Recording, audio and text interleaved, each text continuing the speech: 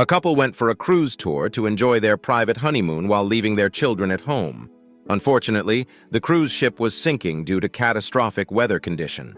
The couple finally made their way to the lifeboat area, but there was only space for one person left. The man jumped onto the lifeboat, leaving his wife on the sinking ship.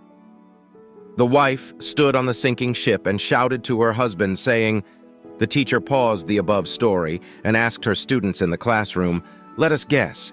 What do you think she shouted to her husband?" Most students answered all together, "I hate you. I was blinded by love."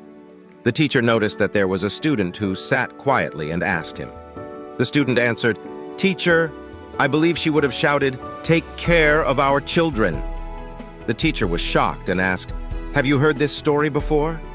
The student shook his head and said, "Nope, but before my mother passed away to disease, she told my father the exact same words." The teacher was amazed and praised. "Your answer is excellent." The cruise sunk and the man returned home and brought up their children single-handedly. Many years later, after the death of the man, their daughter, who had been accusing her father, found her father's diary while tidying his belongings, and she found out the truth. It turns out that when her parent went onto the cruise ship, the mother was already diagnosed with an incurable disease. During the crucial moment on the sinking ship, her father rushed to the only space left on the lifeboat. He wrote in his diary, "I wanted to sink with you together on the sinking cruise, but for our children, I could only let you sink alone into the deep, cold ocean bed."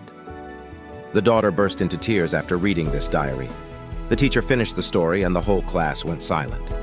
The teacher knew that her students had understood the moral of the story that she wanted to pass on to them. In this world, there are good and evil.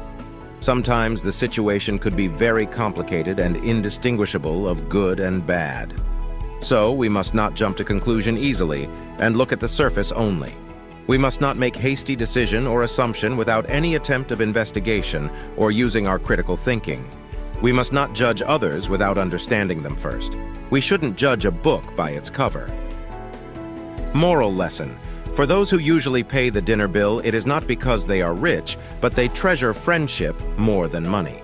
For your colleagues who take the initiative at work, do so not because they are stupid, but they understand the concept of responsibility. Those who apologizes first after a fight, do so not because they are wrong, but because they value the people around them. Those who are willing to help you do so not because they owe you anything, but because they see you as a true friend. Those who text you frequently does not mean he or she has nothing better to do, but because he or she was missing you terribly.